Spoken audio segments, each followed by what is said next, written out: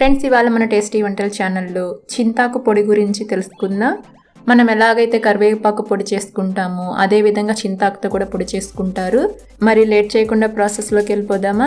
చింతాకును మరీ ముదురుగా ఉండేది కాకుండా మరీ లేతగా ఉండేది కాకుండా మీడియంగా ఉండే ఆకుని తీసుకుని ఈ విధంగా ఎండలో 2 లేదా 3 రోజుల పాటు ఎండబెట్టుకోవాలి.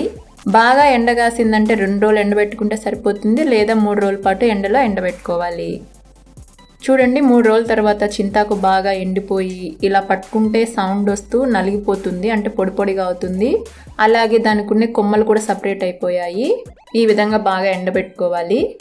ఇప్పుడు బాగా ఎండిన చింతాకును మిక్సీ జార్లో వేసుకుందాం. వీటికి ఈకలు అవన్నీ ఉన్నాయి కదా, చింతాకు ఉండే కొమ్మలు, అవేం తీయాల్సిన అవసరం లేదండి. వాటితో పాటే మనము మిక్సీ పట్టుకోవాలి. చూడండి, ఈ విధంగా బాగా మెత్తగా మిక్సీ పట్టుకోవాలి. ఈ విధంగా ఒక పళ్ళెంలోకి జల్లెన్ని ఉపయోగించి మనం మిక్సీ పట్టుకున్న చింతాకు పొడిని ఈ విధంగా జల్లించుకోవాలి. చూడండి, మనం ఇలా జల్లించుకోవడం వలన పైన నల్లకలు, కొంచెం మెదక్కుండా పుల్లలు ఇవన్నీ ఉన్నాయి కదా, వాటిని మళ్ళీ మిక్సీ జార్లో వేసి మిక్సీ పట్టుకోవాలి. చూడండి, మనం జల్లించుకున్న తర్వాత పొడి ఎంత మెత్తగా ఉందో ఈ విధంగా పొడి చేసి పెట్టుకోవాలి.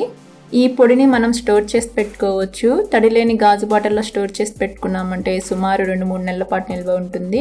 ఇప్పుడు ఈ పొడిని యూజ్ చేసి మనం చింతాకు పొడిని ఎలా చేసుకోవాలో చూసేద్దాం.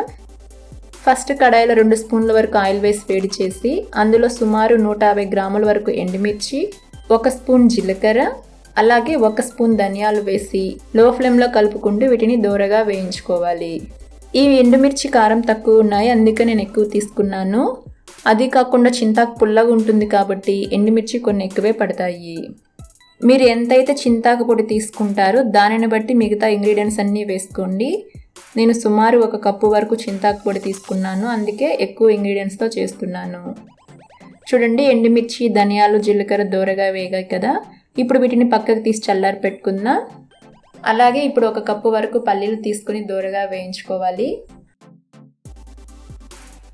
చూడండి, పల్లీలు కూడా వేగాయి కదా. ఇప్పుడు వీటిని పక్కకు తీసి చల్లారిన తర్వాత పొట్టు తీసి పెట్టుకోవాలి.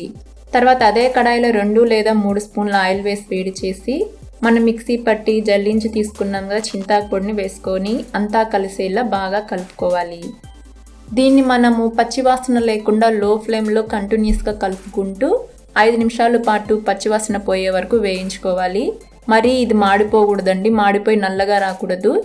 మాడిపోకుండా లో ఫ్లేమ్లోనే కలుపుకుంటూ దోరగా వేయించుకోవాలి. ఇది బాగా వేగిందండి. మనకి వేగినప్పుడు ఆ స్మెల్ అనేది తెలిసిపోతుంది. ఇది వేగింది. ఇప్పుడు నేను స్టవ్ ఆఫ్ చేసేసి పక్కన పెట్టుకుంటున్నాను. తర్వాత మిక్సీ జార్లో మనం ముందుగా వేయించుకున్నాం కదా ఎండుమిర్చి, ధనియాలు, జీలకర్ర అవి వేసేసుకోవాలి. అలాగే 1 సగం ఎండు కొబ్బరి చిప్పని, మరీ పెద్దగా ఉన్నది కాదండి, చిన్నది తీసుకొని ఈ విధంగా ముక్కలుగా కట్ చేసి వేసుకోవాలి. ఇంకా వేయించుకొని పొట్టు తీసుకున్నాం కదా ఆ పల్లీలు, 1/2 కప్ పుట్నాలు, అలాగే రుచికి సరిపడా సాల్ట్ వేసేసి మూత పెట్టి వీడియోలో చూపిస్తున్న విధంగా మెత్తగా మిక్సీ పట్టుకోవాలి. ఈ విధంగా మెత్తగా మిక్సీ పట్టుకున్న తర్వాత 2 పెద్ద వెల్లుల్లి గడ్డల్ని పొట్టు వలిసి మిక్సీ జార్లో వేసుకోవాలి. అలాగే మనం వేయించుకున్నాం కదా చింతాకు పొడిని కూడా వేసేసుకోవాలి. మీరు గుర్తుంచుకోండి, చింతాకు పొడి వేయించుకున్న తర్వాత పక్కకు తీసి చల్లారి పెట్టుకోండి. అదే కడాయిలో ఉంచామంటే ప్యాన్ వేడికి చింతాకు పొడి మాడిపోతుంది. సో పక్కకు తీసి చల్లారి పెట్టుకొని మిక్సీ జార్లో వేసుకోండి. ఇప్పుడు దీనిని పైకి కిందికి ఒకసారి స్పూన్తో కలుపుకొని మూత పెట్టి మళ్ళీ మిక్సీ పట్టుకోవాలి. ఇందులో కొంతమంది ఉల్లిపాయ వేసి మిక్సీ పట్టుకుంటారు. ఉల్లిపాయ వేస్ట్ చేసుకున్నారనుకోండి ఎక్కువ రోజు నిల్వ ఉండదు. సో 3 లేదా 4 రోజుల కోసమే చేసుకున్నారంటే కొద్దిగా ఉల్లిపాయ వేసుకోవచ్చు. లేదు ఎక్కువ రోజులు ఇది నిల్వ ఉండాలంటే ఉల్లిపాయను అవాయిడ్ చేసి ఇప్పుడు నేను చూపించాను కదా ఏవైతే ఇంగ్రీడియంట్స్ ఉన్నాయో వాటితోనే పొడి చేసుకోండి. చూడండి, చింతాకు పొడి రెడీ అయిపోయింది. ఈ విధంగా మెత్తగా అక్కడక్కడ కొంచెం పలుకు తగులుతుంది, అలా ఉండేలా చింతాకు పొడిని మిక్సీ పట్టుకొని మూత టైట్గా ఉన్న డబ్బాలో స్టోర్ చేసి పెట్టుకున్నారంటే ఇది 1 మంత్ వరకు కూడా నిల్వ ఉంటుంది, ఫ్రెష్గా ఉంటుంది. ఈ చింతాకు పొడిని వేడి అన్నంలో కొద్దిగా నెయ్యితో కలుపుకొని తిన్నామంటే ఆహా, ఆ రుచే వేరండి. చాలా చాలా టేస్టీగా ఉంటుంది. మొత్తం అన్నంని అదే పొడితో తినేయచ్చు. మీకు చింతాకు దొరికితే మీరు కూడా తప్పకుండా ఈ రెసిపీని ట్రై చేయండి. చాలా చాలా టేస్టీగా ఉంటుంది. అంతే ఫ్రెండ్స్, చూసారు కదా ఎంతో టేస్టీ చింతాకు పొడిని ఎలా ప్రిపేర్ చేసుకున్నామో. మీకు ఈ రెసిపీ నచ్చిందా? నచ్చితే లైక్, షేర్, కమెంట్ చేయండి. అలాగే మన ఛానల్ని సబ్స్క్రైబ్ కాని వాళ్ళు ఉంటే సబ్స్క్రైబ్ అవ్వండి. ఇంకా పక్కనే ఉన్న బెల్ బటన్ని క్లిక్ చేశారంటే నేను ఎప్పుడు వీడియోస్ చేసినా మీకు నోటిఫికేషన్ వస్తుంది. మీరు ఎప్పుడు ఫ్రీగా ఉంటప్పుడు వీడియోని చూసేయచ్చు. Thank you.